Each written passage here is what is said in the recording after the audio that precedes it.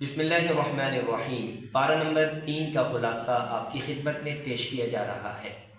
پارہ نمبر 3 کے شروع میں اللہ تعالیٰ نے انبیاء علیہم السلام کے ٹاپک کو ذکر کیا۔ تمام انبیاء علیہم السلام چونکہ اللہ کے اولو العزم پیغمبر اور اللہ کے منتخب شدہ ہیں، تو اللہ تعالیٰ نے انبیاء علیہم السلام کے درمیان بھی فضائل و مراتب رکھے ہیں۔ پیارے نبی کریم صلی اللہ علیہ وسلم تمام انبیاء علیہ السلام کے سردار ہیں۔ انبیاء علیہ السلام گناہوں سے معصوم پاکیزہ ہیں، اور انہوں نے اللہ کی طرف سے جو فرض منصبی تھا اسے صحیح طرح اس امت تک، لوگوں تک، بندگان خدا تک پہنچایا ہے۔ تمام انبیاء علیہ السلام کا احترام لازم ہے۔ نبی کریم صلی اللہ علیہ وسلم سب سے افضل ہے۔ پھر اس کے بعد اللہ تعالیٰ نے پارہ نمبر 3 میں آیت الکرسی کو ذکر کیا۔ آیت الکرسی تمام آیات کریمہ کی سردار ہے۔ آیت الکرسی پڑھنے سے اللہ تعالیٰ انسان کی جان اور اس کے مال کی حفاظت فرماتے ہیں۔ آیت الکرسی میں اللہ تعالیٰ کی ذات، اس کے صفات اور اسی طرح اللہ کی سفارش اور شفاعت کا بھی ذکر کیا گیا ہے۔ پھر اس کے بعد اللہ تعالیٰ نے پارہ نمبر 3 میں تیسرا جو ٹاپک ذکر کیا، حضرت ابراہیم علیہ السلام کا وقت کے بادشاہ نمرود سے جو مناظرہ تھا، اس مناظرے کو ذکر کیا کہ ابراہیم علیہ السلام نے وقت کے بادشاہ کو یہ بات کہی کہ میرا رب تو وہ ہے کہ جو سورج کو مشرق سے طلوع کرتا ہے اور مغرب میں غروب کرتا ہے۔ اور ابراہیم علیہ السلام کے اس جواب کو سن کر ابراہیم علیہ السلام نے ساتھ میں یہ بھی کہا کہ میرا رب تو وہ ہے جو سورج کو مشرق سے طلوع کرتا ہے، مغرب میں غروب کرتا ہے، آپ سورج کو مغرب سے طلوع کر کے دکھائیے۔ نمرود بادشاہ ہکا بکا رہ گیا، اس کے پاس کوئی جواب نہیں تھا۔ پارہ نمبر 3 میں چوتھا ٹاپک حضرت عزیر علیہ السلام کا مشہور واقعہ ذکر کیا گیا ہے کہ ان کا ایک بستی سے گزر ہوا اور بستی بالکل خستہ حالت پڑی ہوئی تھی۔ پھر اللہ تعالیٰ نے عزیر علیہ السلام کو 100 سال تک وہاں پر 100 سال تک موت کی نیند سلائے رکھا، پھر اس کے بعد دوبارہ زندہ کیا۔ یہ واقعہ ہمیں آخرت پر یقین کی تعلیم دیتا ہے کہ اللہ تعالیٰ دوبارہ مردوں کو زندہ کرنے پر قادر ہے۔ پھر اس کے بعد ابراہیم علیہ السلام کا ایک واقعہ ذکر کیا، اور یہ واقعہ بھی ہمیں یہ بتا رہا ہے کہ اللہ تعالیٰ دوبارہ مردوں کو زندہ کرنے پر قادر ہے۔ پھر اس کے بعد اللہ تعالیٰ نے اپنی راہ میں خرچ کرنے کے ٹاپک کو ذکر کیا۔ پارہ نمبر 3 میں یہ 5واں ٹاپک ہے کہ اللہ کی راہ میں خرچ کرنے سے اللہ تعالیٰ اتنا اجر و ثواب عطا کرتے ہیں، برکت بھی ملتی ہے اور اسی طرح رحمت بھی ملتی ہے۔ پھر پارہ نمبر 3 میں 6واں ٹاپک یہ ذکر کیا، ربا، سود کا ٹاپک ذکر کیا۔ سود، ربا، سودی لین دین کرنے والے اللہ اس کے رسول کے ساتھ اعلان جنگ کر رہی ہیں۔ پیارے نبی کریم صلی اللہ علیہ وسلم نے ایک موقع پر یوں فرمایا، مفہوم ہے کہ سودی لین دین کرنا گویا کہ ایسے ہے کہ اپنی ماں سے زنا سے بھی بدتر گناہ اسے قرار دیا ہے۔ دنیا میں بھی تباہی اور آخرت کی زندگی میں بھی تباہی ہے۔ اور یہ بات یاد رکھنی چاہیے کہ زکوٰۃ ادا کرنے سے، صدقہ دینے سے مال بڑھتا ہے، اور سودی لین دین کرنے سے مال گھٹتا ہے۔ سودی لین دین کرنے سے مال کم ہوتا ہے، چونکہ اللہ نے یہ بتا دیا کہ سود کو اللہ تعالیٰ مٹاتے ہیں اور اللہ کی راہ میں خرچ کرنے سے مال بڑھتا ہے۔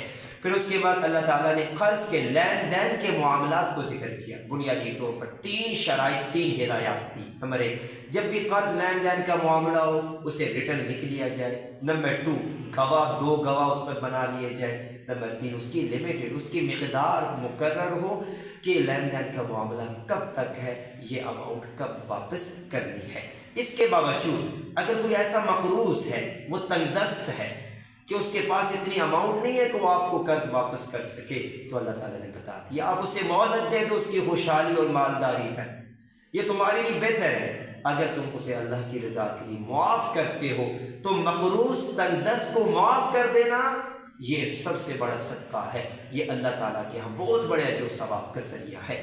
پھر اس کے بعد اللہ تعالیٰ نے سورہ آل عمران پارہ نمبر 3 میں شروع ہو رہی ہے۔ آل عمران اس سورت کو اس لیے کہا جاتا ہے کہ اس سورت میں حضرت عمران اور ان کے خاندان کا، ان کی اولاد کا ذکر ہے۔ حضرت عمران یا ان کی بیوی کا نام حضرت حنہ، اور ان کے اولاد، ان سے بیٹی پیدا ہوئی حضرت مریم علیہ السلام، اور حضرت مریم علیہ السلام کے پیٹ سے اللہ نے اپنی قدرت سے بغیر کسی سبب ظاہری، بغیر کسی انسان کسی مرد کے چھوئے، اللہ نے اپنی قدرت سے اپنے کلمہ کن اپنے حکم سے سیدنا عیسیٰ علیہ السلام کو پیدا کیا ہے۔ پھر عیسیٰ علیہ السلام کے معجزات کا ذکر ہے، مٹی سے پرندے کی شکل بناتے اور پھونک مارتے، وہ اللہ کے حکم سے زندہ اڑنا شروع کر دیتا، مردے آپ کی خدمت میں پیش کیے جاتے، پھونک مارتے وہ زندہ ہو جاتا۔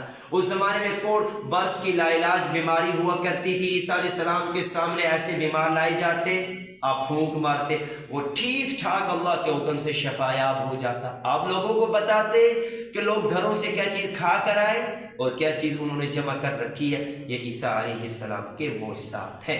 تو اسی اور حضرت مریم علیہ السلام جو آپ کی والدہ محترمہ ہیں، تو اسی کے ضمن میں ایک اور ٹاپک بھی ذکر کیا حضرت زکریا علیہ السلام کا۔ چونکہ حضرت مریم علیہ السلام جب چھوٹی تھی تو ان کی پرورش کے لیے حضرت زکریا علیہ السلام کا انتخاب ہوا۔ حضرت زکریا علیہ السلام مریم علیہ السلام کو گھر لے گئے اور ایک دن دیکھا کہ حضرت مریم علیہ السلام کے بعد بے موسمی پھل پڑے۔ حضرت زکریا علیہ السلام کی اولاد نہیں ہے، بوڑھے ہو چکے ہیں، بیوی بھی بوڑھی ہو چکی ہے۔ پوچھا ہے مریم انا لکی ھذا، یہ کہاں سے آئے؟ حضرت مریم علیہ السلام نے کہا ہوا من عند اللہ، یہ اللہ کی طرف سے آئے، ان اللہ یرزق من یشاء بغیر حساب۔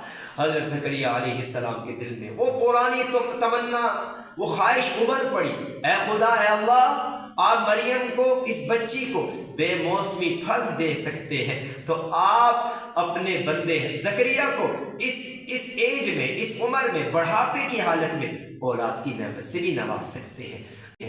ابھی ہاتھ نیچے کیے تھے، فرشتے آ گئے، فرشتوں نے کہا زکریا اللہ کی طرف سے آپ کو خوشخبری ہے۔ کہا کس بات کی؟ کہا آپ کو اولاد ملے گی، کہا بیٹا ہوگا۔ زکریا علیہ السلام نے کہا بیٹا کیسے ہوگا، میں بوڑھا، میری بیوی بوڑھی ہے۔ تو جواب یہ دیا، فرشتوں نے کہا اے زکریا اولاد آپ کو اللہ دے گا، بیٹا ہوگا، اور نام بھی اللہ نے رکھا ہے۔ نام کتنا پیارا، حضرت یحییٰ علیہ السلام۔ پھر اس کے بعد حضرت یحییٰ علیہ السلام کی اوصاف کو ذکر کیا، مریم علیہ السلام کے اوصاف کو ذکر کیا۔ پھر اس کے بعد اللہ تعالیٰ نے یہ ٹاپک بھی سمجھا دیا کہ حضرت مریم علیہ السلام کا توکل، بھروسہ اللہ پر، یہ ہمیں اللہ پر بھروسے کی ترغیب دیتا ہے۔ یہ ایک چھوٹی سی بچی ہے اور اس کے دل میں اللہ نے کون سی بات ڈالی۔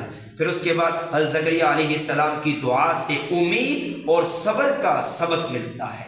بے اولاد وہ لوگ، وہ جو نیک اولاد کے لیے، اولاد کی خواہش مند ہے، اولاد کے حصول کے لیے اللہ کے حضور دعائیں کرتے ہیں، تو انہیں بھی یہ ہدایت، یہ میسج دیا جا رہا ہے کہ حضرت زکریا علیہ السلام کی دعا سے امید ملتی ہے، صبر ملتا ہے، ایک بہت بڑا پیغام ملتا ہے۔ وہ اولاد دینے پر آئے تو وہ خدا اپنے پیغمبروں کو اور اپنے بندوں کو کس طرح اولاد سے کس ایج میں نوازتا ہے۔ پھر اس کے بعد اللہ تعالیٰ نے ایک اور ٹاپک بھی ذکر کیا کہ حضرت عیسیٰ علیہ السلام کی پیدائش یہ اللہ کی طرف سے عظیم قدرت اور کا ایک ثبوت ہے۔